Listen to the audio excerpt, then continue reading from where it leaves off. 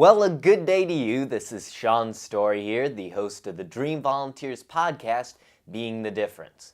Today we have a really exciting episode for you, including some footage from the Young Dreamers as they go to local schools and talk about bullying, and then an interview with the program's executive director, Brian Buntz. Enjoy.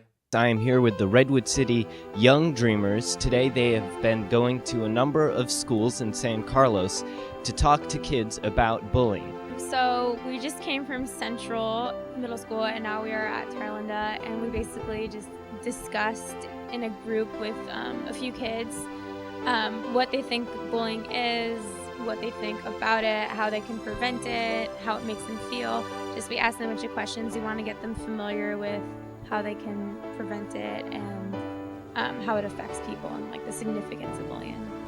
Yeah, a lot of the kids, like, they had good reactions to the videos and the discussions that we were going through, and a lot of them came with really good strategies, and they had all these great ideas, and they were just like bouncing off each other and just sharing all these great things that they could do to prevent and to just actually put into action.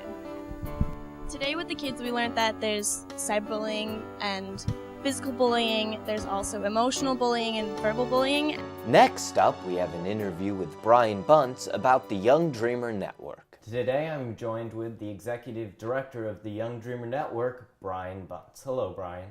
How you doing, Sean? I'm very well, thank you. All right, thanks for having me. Of course. What is the Young Dreamer Network and what is the mission of the nonprofit?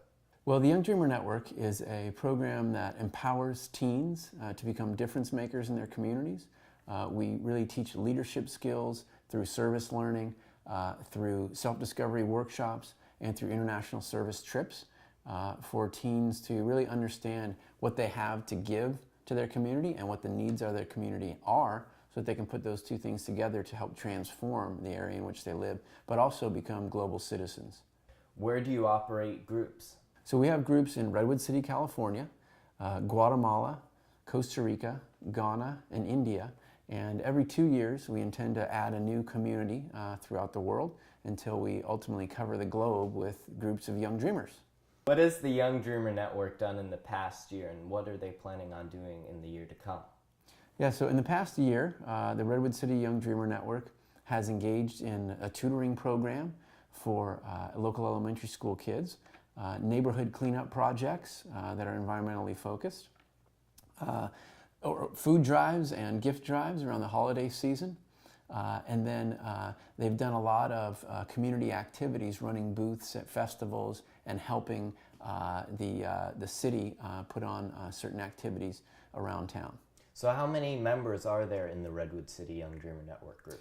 Well, last year when we started, there were 14 what we call pioneers in our very first group.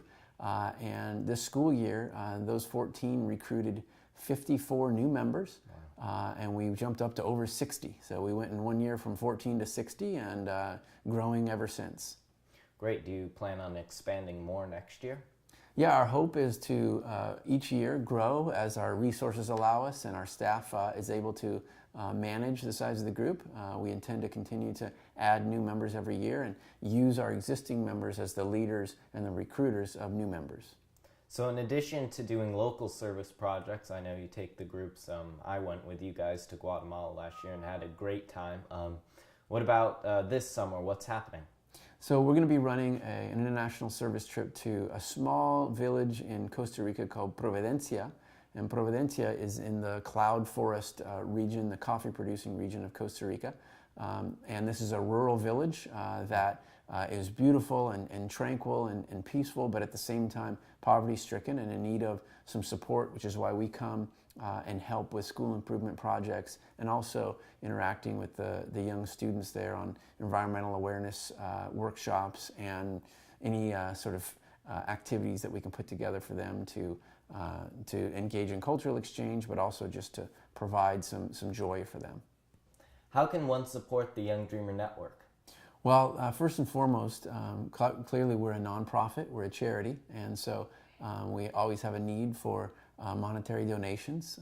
So to the extent that people are able and willing, they can visit our website, youngdreamernetwork.org, and click on donate and help make a donation to our cause.